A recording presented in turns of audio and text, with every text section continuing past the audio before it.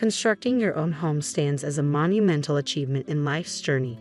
But for me, Adeline, aged 30, this milestone was a harbinger of sorrow, marking the crumbling of my marriage. My family unit comprised my 35-year-old spouse, Yuri, and our cherished 3-year-old Sarah. The vision was clear: to erect the dwelling of our dreams. Eagerly, I shared our aspiration with my loved ones, yearning for their support, anticipating smooth progress. Yet reality proved harsh. While others may sail through such endeavors seamlessly, my path diverged. Recent times had been fraught with obstacles in materializing our dream abode, compounded by interference from Yuri's parents. The unraveling commenced on a fateful day when I entrusted Sarah to their care. Yuri and I, slaves to our professions, scarcely savored moments together in the week. Our weekends were devoured by property tours and consultations with architects. Bringing Sarah along proved futile. Her restlessness eclipsed the joy of exploration. Thus, we relied on my parents, conveniently close by, to tend to her. Then came the morning when their news shattered my routine. My father's ailment mandated a hospital visit, rendering them unable to care for Sarah. There seemed no alternative. Our plans for the day hung precariously on the edge of cancellation. Yet, in a surprising turn, my husband proposed, why not ask my parents to look after her? His suggestion stirred an unexpected turmoil within me, the prospect of discord looming. Truth be told, my relationship with my in-laws was strained. They possessed a notion that familial ties equated to unchecked liberties. Since when was such behavior permissible? Moreover, burdening them with the sudden responsibility of caring for a toddler felt intrusive. However, postponing our plans risked stalling progress on our dream home. After much internal debate, I relented, leaving my daughter in their care. Once my errands were done, I sought to ease any potential tensions, purchasing lavish treats and tokens of appreciation before returning to their doorstep. Perhaps swayed by my gestures, my in-laws welcomed us warmly, expressing gratitude for the gifts as we bid our farewells. Yet on the journey home, I overheard my daughter's innocent chatter. "I'm going to get a new house," she declared, her voice brimming with excitement, before inquiring, "Where will Grandma and Grandpa's rooms be in the new house?" "Oh, Sarah, what are you saying? Did Grandma and Grandpa ask you about their rooms? What did you tell them?" I probed gently, noticing her reluctance to speak further, her gaze fixated on the stuffed penguin cradled in her arms. "Oh no," she murmured, a hint of uncertainty clouding her features. Sighing softly, I attempted to clarify the misunderstanding. "Sweetheart, Grandma and Grandpa aren't moving in with us. Perhaps they were just curious if we have a guest room for them when they visit," I reassured her, hoping to dispel any confusion. From that day onward, my in-laws' visits became more frequent, encroaching even on weeknights and holidays. Currently residing in a modest apartment to save for our future home, their presence always seemed to revolve around our plans and aspirations. Whenever they arrived, my husband eagerly presented them with the blueprints and documents detailing our dream house, his enthusiasm unwavering despite my reservations. "Why do you always have to show them?" His question, tinged with disappointment, left me feeling guilty. But it was my mother-in-law who truly put me on edge. Her inquiries felt akin to an interrogation, each query delivered with the weight of judgment. "This design for the kitchen seems impractical. You should reconsider. And we need more tatami rooms. They're essential for comfort as we age. Also, one child's room won't suffice if you plan to expand your family. Have you thought about the declining birth rate?" Her words pierced through me like accusations in a courtroom. "Wow, definitely not the declining birth rate part," I interjected, unable to suppress my frustration. She couldn't care less about that. She was waiting for my response, Adeline. "Well, given our prior discussions and the arrangements made with our contractor, the layout is already finalized based on our family's needs," I retorted, my tone laced with annoyance. "But what about the furniture? Appliances?" she pressed further, her role as a self-proclaimed interior designer evident in her relentless scrutiny. Drawing on my experiences and observations, I defended our choices. "I've seen plenty of homes and rooms through my extensive network and discerning eye. This house, this room, doesn't meet your standards, but it's what works for us. Things aren't perfect, but we're doing our best," I countered, frustration simmering beneath the surface. Attempting to diffuse the tension with a hint of sarcasm, I suggested, "Maybe we should split the costs and make it a two-family house, since you seem to have so much input." Her reaction was explosive. Give money to our son and daughter-in-law. You're a gold digger. A two-family house. Ridiculous. With emotions running high, my in-laws left abruptly, their departure marked by bitter words exchanged in the heat of the moment. Go home. You're not my parents, you're my in-laws. I don't owe you anything. Stop acting like my bosses. I finally snapped, the weight of their intrusion too much to bear. Later that evening, after tucking our daughter into bed, my husband approached me with a weary tone. My parents are just trying to help. Try not to shut them out, he urged, a hint of exasperation in his voice. I'm not trying to shut them out, but they meddle in every aspect of our home. They always push us into corners. They treat us like puppets and mock our decisions, I rebutted, frustration seeping into my words. It's natural. They're parents. Just think about how you'd feel if it were our daughter, he reasoned, his tone softening. You know I'm not always the most compassionate person, but they need to understand boundaries, I retorted, feeling the weight of his dismissal. With his back turned to me, he fell silent, unwilling to engage further. While they may be your parents, they're not part of our household. They don't contribute financially, so they don't get to dictate, I asserted, my anger mounting at his unreasonable stance, making sleep elusive that night. Finally, after what felt like an eternity, our home was complete. Excitement filled the air as we settled into our new abode. Yet my husband's revelation shattered the tranquility. My parents are moving in today. They'll take the larger room on the second floor, and we'll take the smaller one, he declared casually. What? Hold on. We agreed one of those rooms would be Sarah's. I never agreed to living together. None of this was discussed, I protested, incredulity coloring my voice. They've already seen the room. Don't worry, they'll like it, he assured me, his nonchalant tone aggravating my frustration. Your parents have seen it too. When? I queried, my bewilderment palpable. The day before we went to see the house, he admitted casually. Wait a minute, so let me get this straight. Your parents visited the house before we did? I pressed, struggling to comprehend.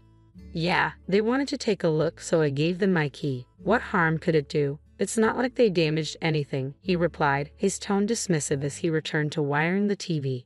What harm? It's a big deal, I snapped, avoiding eye contact as I abandoned the kitchen and retreated upstairs. Locking the door behind me, I sought solace in solitude, my mind a tumult of frustration and confusion. Grateful for the distraction of tidying up after the move, I stewed in resentment toward my husband and in-laws, especially given their sudden decision to move in with us. I can't stand being around them for another minute, but we've just made a huge investment in this house. I need to keep calm, think about what I say, and consider my daughters and my future, I resolved, sequestering myself in contemplation as I awaited their arrival. True to my husband's word, they appeared early in the afternoon, unloading their belongings from a truck. They could at least greet us. They have no sense of decency. And look at this mess. You haven't even cleaned up yet. You're utterly useless, my mother-in-law criticized, her words stinging with disdain. After much grumbling, my in-laws barged into our freshly constructed home, acting as if they were entitled to do so. Eavesdropping on the commotion from upstairs, I emerged from my room and made my way to the front door. I wasn't aware that we'd be sharing our home with you as well, I stated resignedly, my tone unexpectedly icy. My father-in-law, clearly irked by my tone, wasted no time in shifting the blame onto me. I mentioned to Yuri that it shouldn't be an issue, didn't I? But it is an issue. I only found out this morning from Yuri that he invited you both to live with us, and I have no desire to reside with such disrespectful individuals, I asserted firmly. Whatever Yuri decides is fine. Are you implying you can defy your husband? He retorted. Yes, I am. Are you suggesting I'm an impertinent wife? If you don't like it, why don't you just leave?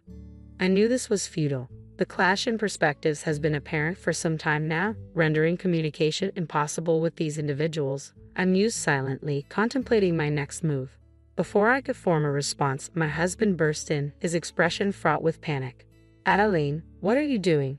Don't argue with my parents. Argue? There's no parity here. I've been subjected to unilateral mistreatment simply because I'm your wife, and now you're blaming me again. Like father, like son, it seems, Yuri, I retorted sharply. I can't live with your parents, I stated firmly. Don't embarrass me. You're my wife. You're supposed to obey me, he insisted. I'm a person before I'm your wife.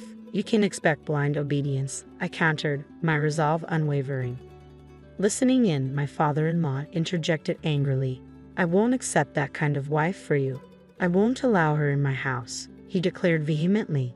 To my astonishment, my husband echoed his sentiments. Being my wife takes precedence. If you can't tend to my parents, perhaps we should consider divorce. I agree with my father, my husband affirmed. Understood. Then let's proceed with a divorce, I declared resolutely, the weight of my decision hanging heavy in the air. Even as I spoke, I silently prayed that my smartphone, nestled in my pocket, was recording every word exchanged. As the reality of our impending separation sank in, my in-laws reacted with incredulity. If we're to become strangers, then return the $259,778.88 loan I provided for the house construction immediately, they demanded, their shock palpable. My husband paled at their words, his expression one of sheer horror. Calmly, I addressed the confusion. There appears to be a misunderstanding. Yuri didn't contribute a cent to the house. It was solely funded by my savings because he had none. Despite our agreement to split expenses evenly and save the surplus, he squandered money without saving a dime, I explained, laying bare the truth for my bewildered in-laws to comprehend. Oh, come on, Adeline, you can't do this, my husband exclaimed, disbelief etched on his face. It's the truth. When it came to buying the house, he wouldn't budge. He insisted it be in my name. That's why I loaned you the money, remember? I have a signed AU, so you can't deny it, I asserted firmly. Oh no, their expressions frozen in shock. I swiftly packed my suitcase and overnight bag, filling them with essentials, clothes, and my daughter's treasured toys, ensuring her favorite penguin was securely tucked under my arm. Loading everything into my Mini Cooper, I wasted no time starting the engine. With a heavy heart, I bid farewell to the house I had only just begun to call home. Hastily collecting my daughter from daycare, I sped toward my parents' house. Their surprise at my sudden appearance, clad in sweatpants and laden with luggage, was evident. If this is inconvenient or too sudden, I can stay at a hotel, I offered tentatively, but they quickly intervened, urging me to stay. I sensed their determination to shield me from harm. Sharing my plight with them, I explained my decision to leave my husband, who had nothing but scorn for me, and expressed my desire to provide a stable environment for my daughter. They pledged their full support and generously offered me a place to stay. Despite my employment, it was a lifeline I gratefully accepted, knowing I had allies in my corner. That evening, I meticulously documented every detail of my tumultuous interactions with my husband and in-laws. Saving audio recordings from my phone onto my computer and external drives, I diligently compiled evidence. Utilizing my paid time and weekends, I visited numerous lawyers, determined to find one I could trust. Eventually, I found a legal representative whom I felt confident in and submitted a formal request. My days were consumed by these tasks, and before I knew it, a week had flown by. Since the day I fled our once beautiful home, I'd been avoiding my husband, but one evening, as I left the office, he was waiting for me, though I wished to label him as my ex-husband. Until the divorce proceedings concluded, he remained my spouse in legal terms. With little to say to him, I suggested we find a public space for a conversation to avoid any potential outbursts. Ever cautious, I discreetly activated the recording function on my phone before we entered a nearby coffee shop. Is there something you want to discuss? I asked him calmly, steeling myself for whatever response he might offer. Well, it's about the house. I want you to have it, Adeline. I'll remove my name from the lease. Can't we just forget about the money? He proposed, his tone tentative.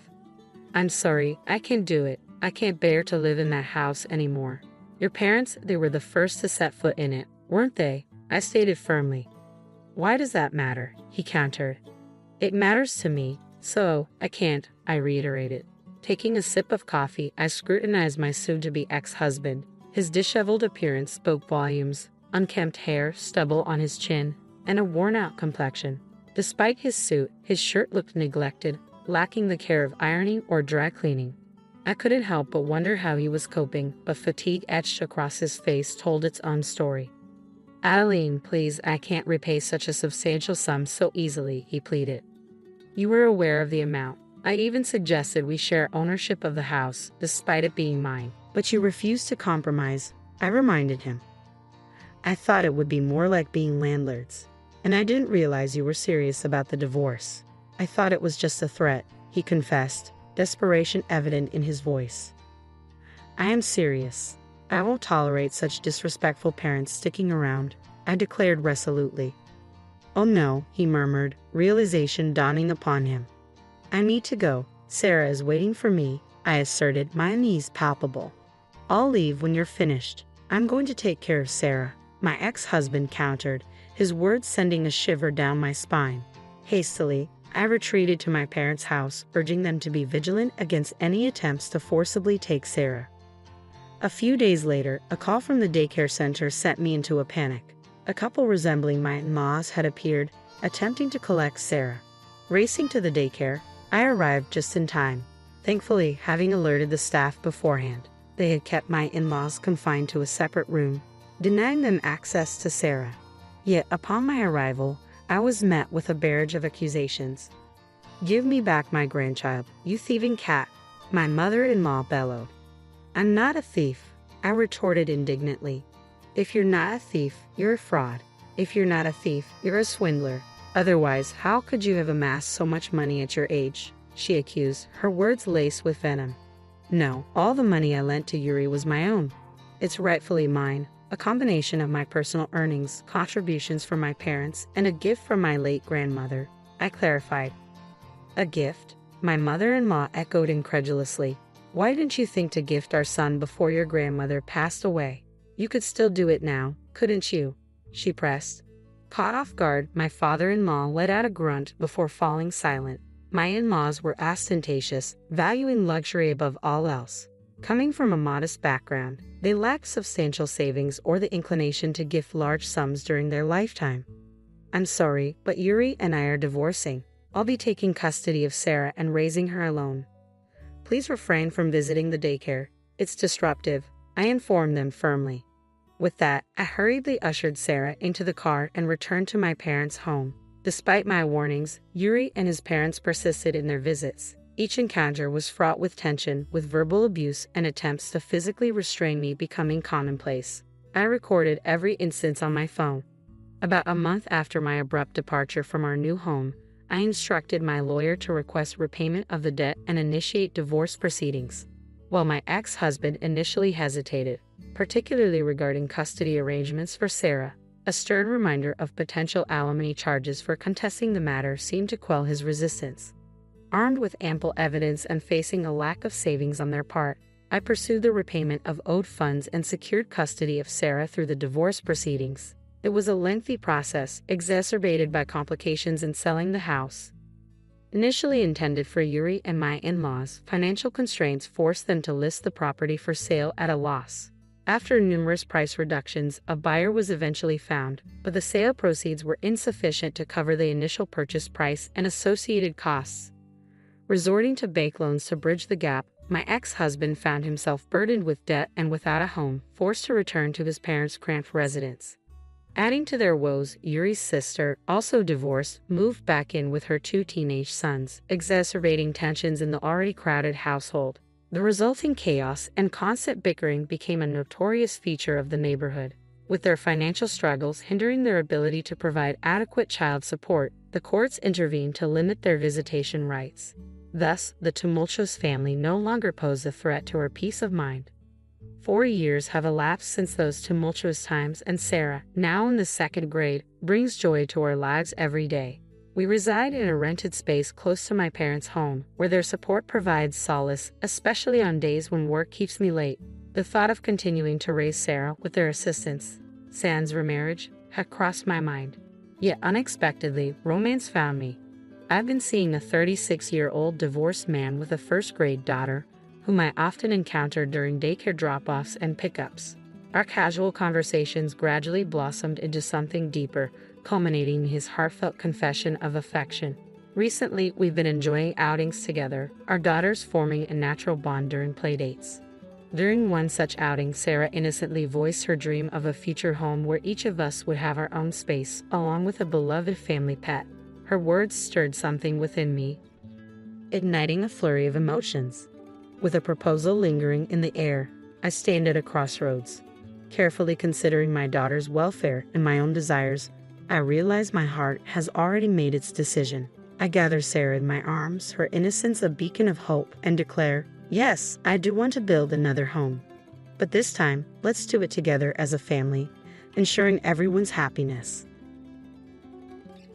My name is Ma, and until I turned 33, the most exciting event in my life was when the accounting firm I worked for switched from PCs to Macs. Not exactly thrilling, right? But then everything changed at a friend's birthday party. That night, I stood in the corner of a cramped living room, holding a soda and feeling uncomfortable in my too tight dress. The music was loud, way too loud for talking, but perfect for him, Charles. He was taller than most people, which is probably why he noticed me. He walked over with a confidence that made my heart skip a beat. Hey, you're Ma, right? His voice was clear even over the loud bass. Yeah. And you are? I sipped my drink, trying to look calm. Charles, I've seen you around. Mind if I join you? He didn't wait for an answer, just stood next to me. Not at all, I said, my voice nearly drowned out by the latest pop song blaring through the speakers. So, Ma, what brings you here tonight? He asked, leaning in. His tone was casual, but his eyes were intense. Just here to celebrate Jessica's birthday. You know her long? Yeah, went to college with her. She keeps inviting me to these things. Can't say no, can I? We laughed, and it felt natural, easy. I get it. I work with her. She's kind of hard to say no to. An accountant, right? She mentioned it. He nodded like he already knew. That's right. Numbers are my game. I joked, even though I usually found nothing funny about spreadsheets. Sounds thrilling. He grinned, and I couldn't tell if he was teasing me or not. Oh, absolutely. It's all wild parties and high stakes in the accounting world. We laughed again, and I felt at ease talking to someone genuinely interested in what I had to say. It was new, exciting, and a bit scary. You want to grab some air? He suggested, nodding toward the backyard. I nodded, grateful to escape the noise. Outside, the cool air was a relief. So, what's a guy like you doing in a place like this? I asked, trying to sound more confident than I felt. Just looking for a good time, I guess. And maybe someone cool to hang out with, he said with a smile that made his eyes crinkle at the corners. We talked about everything and nothing, movies, books we liked, how he was into graphic design but stuck in a corporate job he didn't love. It felt like we'd known each other for years. As the night wound down, he pulled out his phone. Can I get your number? I'd really like to see you again, Ma. I hesitated, not used to this kind of attention, but something about him felt right. Sure, I said, typing my number into his phone. He smiled, his whole face lighting up. Great, I'll call you. We should go out, just the two of us. Sounds good. I managed my stomach doing flips. I watched him go, a part of me still in disbelief that this was my life now. Maybe turning 33 wasn't so bad after all. Maybe it was just the start of something truly great. The days after Charles' call felt like a blur. Before I knew it, I was getting ready for our first date, my nerves all over the place since I didn't have much experience in this area. I chose a simple blue dress, nothing fancy, but I hoped it would do the trick. Charles picked me up at 7 sharp in his clean, well-kept sedan. Nothing flashy, but it suited him perfectly. As I got in, he flashed me a smile that could knock you sideways. You look great, Ma, he said. Thanks, I mumbled, probably blushing like a tomato. You look nice too. Dinner was at a cozy little French place he knew. The food smelled amazing, but my stomach was doing somersaults. We ordered pasta, him with some fancy sauce and me with plain old marinara. So, Ma, tell me something about you that no one else knows, he said, twirling his spaghetti expertly onto his fork. I chuckled, playing with my food more than eating it. Well, I'm pretty boring, but I guess not everyone knows I can solve a Rubik's Cube in under a minute. He raised his eyebrows. Really now? That's pretty cool. You'll have to show me sometime. Sure, I said, starting to relax a little. What about you? Any hidden talents? I make a mean breakfast burrito, he boasted with a grin. Best you'll ever have. I'll take your word for it. Maybe you can prove it sometime, I teased. The conversation flowed, and for the first time in a long while, I felt like I was exactly where I was supposed to be. The next few weeks were a whirlwind. We saw each other constantly. Charles would come over after work, and I'd meet him for lunch near his office. He showed me his favorite spots around town, little nooks I'd never noticed before. It was like seeing the city for the first time. Things took a serious turn when he invited me to meet his parents, Brian and Camille. They lived in a small, cozy house full of photos and little decorations. Camille hugged me the second we walked in. "Oh, we've heard so much about you, dear," she said, squeezing my shoulders. "She's lovely," Charles said, and I could tell he was pleased. We sat down to dinner, and the conversation was non-stop. "So, Ma, Charles tells us you're an accountant. That must be interesting," Brian said, passing me the potatoes. "It has its moments," I replied with a smile. "Mostly just numbers, but I like the order of it." "And how's your family?" Camille asked, genuinely interested. "They're good, thanks. My dad's a businessman, always busy, but he's been really supportive of me." It was all happening fast, but it felt right. It was as if everything in my life had been leading up to this moment, meeting Charles and feeling like someone finally saw me for who I was, not just some plain Jane accountant. One evening, a few months into our whirlwind romance, we were walking along the riverbank. The city lights reflected off the water in a postcard-perfect way. "Maud, I've been thinking," he started, stopping and facing me. "Yeah?" I asked, my heart starting to race. "I don't want to wait any longer. I know this is fast, but will you marry me?" Just like that, my world changed. No hesitation, no doubt, just a simple, "Yes, Charles, I'll marry you." The whirlwind didn't stop there. Soon after, I introduced Charles to my father. He took to Charles immediately, appreciating his straightforward manner and obvious affection for me. "He's a good man, Ma," Dad said, giving his approval, which meant the world to me. So we got married. It was a modest wedding, nothing too extravagant, but it was perfect for us. I even found myself loving the way I looked in my wedding dress, something I'd never imagined. Smiling wide, I posted photos on social media, sharing my joy with friends and family. After the wedding, life didn't slow down. It picked up pace. Charles and I barely had time to savor our newlywed bliss before he suggested something big. "Hey Ma, I've been thinking," he said one evening as we unpacked another box of wedding gifts in our cramped apartment. "How about we move in with my folks?" I paused, holding a coffee mug in my hand. "Live with your parents?" He nodded, looking serious. "Yeah, they're not getting any younger, and I'd feel better if they were around to help out. Plus, it would save us some money on rent." It made sense, but moving in with the in-laws, that was sitcom territory. "Are you sure they'd want us there all the time?" "Absolutely," he assured me. "Mom's been hinting about it ever since we got engaged. Come on, it'll be good." 3 weeks later, there we were, pulling up to his parents' house with our lives packed into a bunch of boxes. Charles's mom, Camille, was waving from the porch before we even got out of the car. "Oh, Ma, we're so thrilled to have you both here," she exclaimed, pulling me into a hug that was a bit too tight. Brian, Charles's dad, clapped him on the back. "Welcome home, son, and you too, Ma." The house was cozy, stuffed with furniture that looked like it belonged in a museum, the Museum of 1973. I tried to keep a smile on my face, but I was already missing our little apartment. Charles sensed my hesitation. "It's going to be great, you'll see," he whispered as we carried boxes inside. The first few days were an adjustment. Camille was constantly hovering, always popping into our room to ask if we needed anything. "Just making sure you're comfortable," she chirped while I tried not to cringe at the invasion of privacy. One evening, we all sat down for dinner, Charles, me, Brian, and Camille. The conversation was painfully mundane until Charles dropped another bomb. "So the house needs some major repairs," he announced casually between bites of meatloaf. I choked on my mashed potatoes. "Repairs?" "Yeah, the roof's a mess and the plumbing's from the dark ages," he said.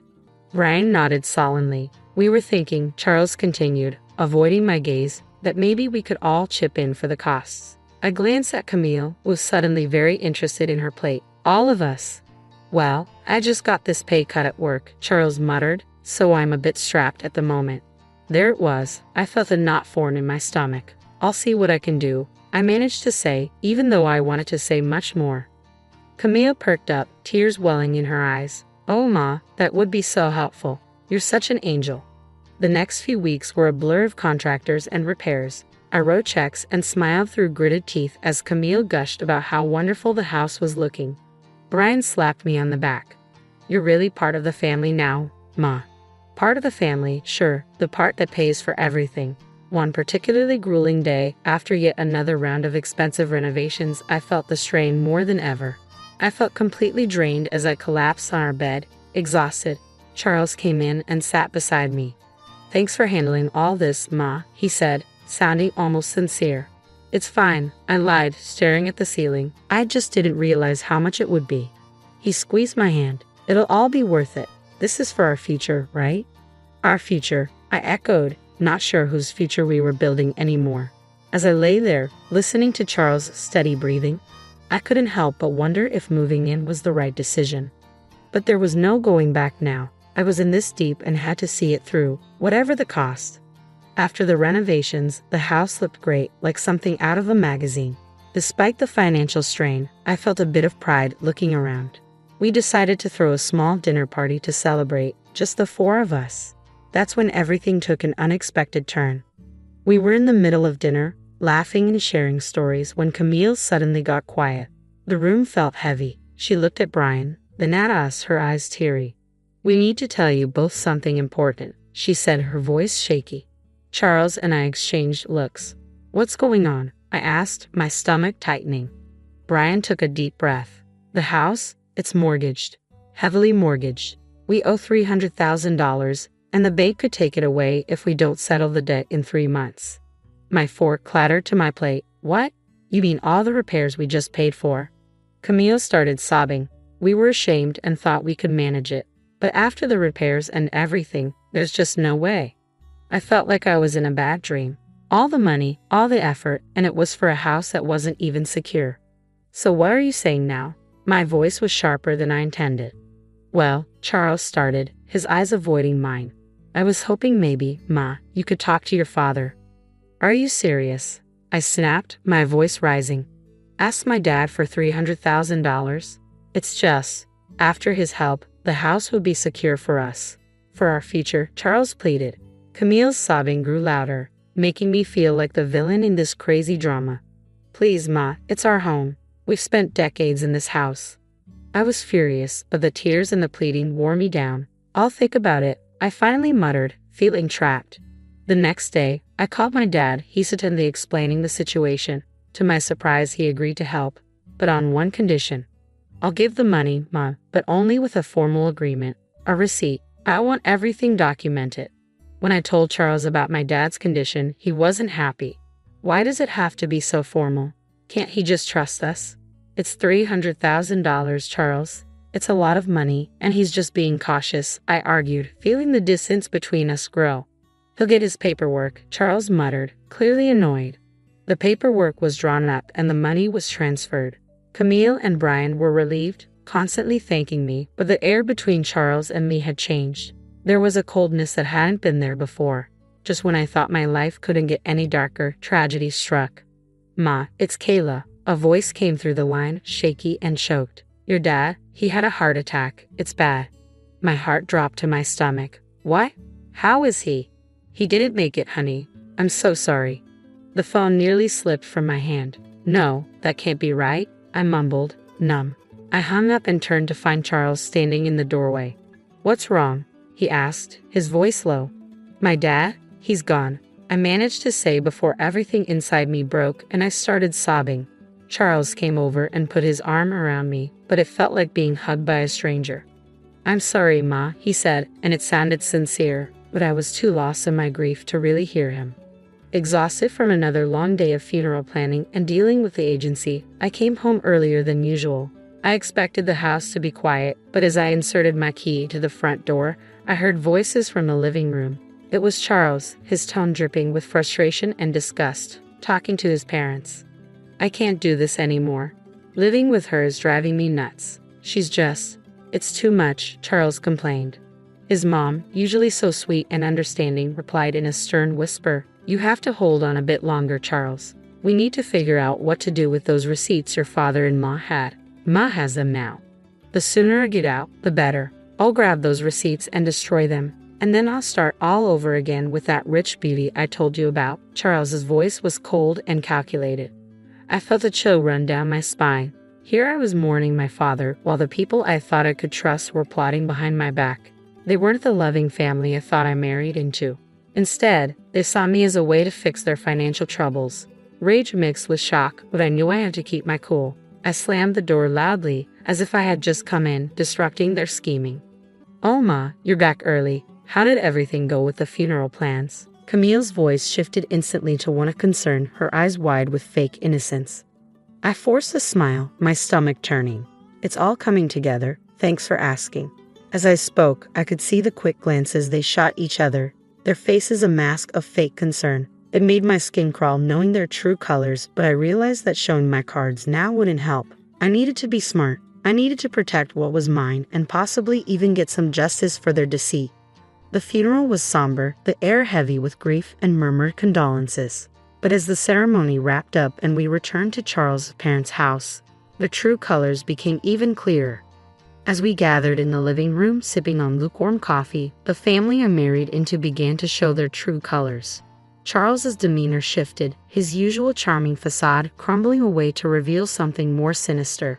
With a cold laugh, he looked straight at me and dropped the bomb. "Ma, pack your things. You need to get out. I've got someone else now, someone better." His words should have felt like a slap, and I pretended to be stunned.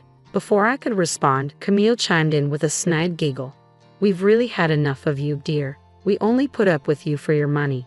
"What about the house?" I asked, feigning disbelief. "The house that I paid to fix. The $300,000 I poured into it." Camille laughed harder, as if I had told the best joke of the year. "Oh, sweetie, this house is ours. You're nothing here." Charles's smirk widened.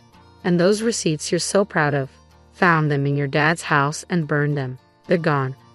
For a moment, I let them believe they had won, but then I couldn't help it. I burst into laughter, my reaction confusing them, their smiles faltering. "Why are you laughing? What's so funny?" Charles demanded. I wiped a tear from my eye, still chuckling. "You three are just pathetic. You think you're so clever. The receipts you destroyed were copies. The real ones are safe with my lawyer." The color drained from their faces. Charles's arrogance turned to panic. "You can't prove anything," he stammered. "I can, and I will," I shot back, my voice steady and firm. "Now, I want my money back. All of it, or my next call is to the police." Charles and Brian looked at each other, their earlier confidence replaced by fear. Brian, usually so bold and brash, began to plead. "Ma, please, let's talk about this. We can sort something out." With the truth out and leverage in my hands, negotiations with Charles and his parents dragged on longer than I expected. It was clear they were trying every angle to sway the terms in their favor, but I wasn't about to budge. "Look, it's simple," I stated firmly during one of our many discussions at their now legally mine kitchen table. "The house gets transferred to my name in exchange for the money. That's the deal. No more games." Finally, they relented. We all agreed that the best course of action was to make everything official and legal. I insisted that everything be documented by a lawyer and confirmed with the proper papers. "I want no corners cut," I emphasized. At the lawyer's office, the atmosphere was tense as documents were signed and notarized. I watched closely as each signature was applied, ensuring there was no room for further deceit.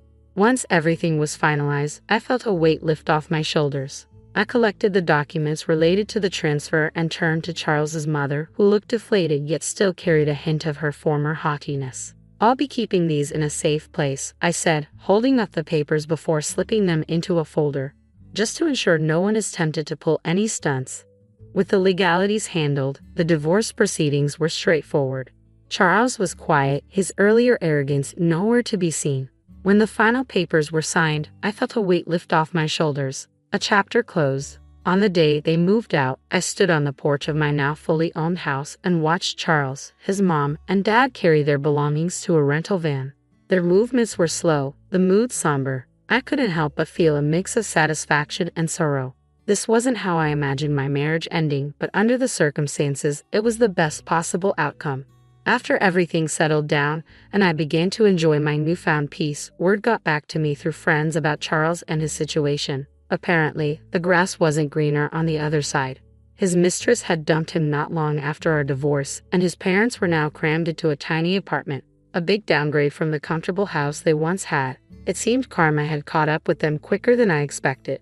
Despite their situation, they started reaching out to me, bombarding me with calls and messages, probably hoping to weasel their way back into my life or, at least, my house. But I was done with their deceit. I blocked their numbers without a second thought and blacklisted them on all social media. It was liberating to cut the final threads that connected us. One afternoon, as I was enjoying the quiet moment with a book in my living room, there was a knock at my door. Peering through the peephole, I saw Charles standing there, a pathetic figure holding a bouquet of flowers. The audacity of it made me scoff. Opening the door, I couldn't help but laugh outright at the sight of him. "Really, Charles? Flowers?" He shuffled uncomfortably, the bouquet seeming to wilt along with his spirits. "Ma, I've realized so many things. I was wrong, terribly wrong." "Remember when you told me I disgusted you?" I interrupted, leaning against the door frame, not hiding my amusement at his discomfort. "What changed, Charles? Run out of options?" He looked down, the shame clear on his face. "I made mistakes, but I'm here to make things right." I shook my head, almost feeling sorry for him. "Almost. You're not here to make things right, Charles. You're just desperate to get back to your comfortable life. But guess what? That life doesn't exist anymore. Not for you." His face fell, and he took a step back as if my words were physical blows. "Ma, please." "Save it." I cut him off sharply. "I want you to leave. Don't come back here. We're done. Forever." Charles stood there for a second longer, his hope visibly crumbling. Then, without another word, he turned and walked away, his shoulders hunched in defeat. I returned to my book, feeling a sense of finality and relief. I smiled to myself, feeling the quiet of the house wrap around me like a comforting blanket. It was such a stark contrast to the chaos that once filled this space. The constant noise, the tension, the deceit, all of it was gone now. I could finally breathe deeply without the weight of worry on my chest. I was finally at peace, living life on my terms. I glanced around the room, taking in the calm atmosphere. The sun streamed in through the windows, casting a warm glow over everything. I realized how much I loved this house now that it was truly mine. The walls, once witnesses to arguments and schemes, now seemed to echo with serenity and contentment. I thought back to the days of turmoil and manipulation, remembering how trapped I felt. Charles and his family had taken so much from me, both emotionally and financially. But now they were out of my life for good. No bouquet of flowers or sweet talk could change that. Their attempts to manipulate me were over. As I sipped my tea and returned to my book, I felt a sense of triumph. I had faced betrayal and heartbreak, but I had come out stronger on the other side. I had taken control of my life and my future. The peace I felt now was well-earned and deeply cherished. I was truly, finally free. Free from lies, free from deceit, and free to live my life as I chose. The future stretched out before me, full of possibilities and opportunities. I smiled again, knowing that whatever came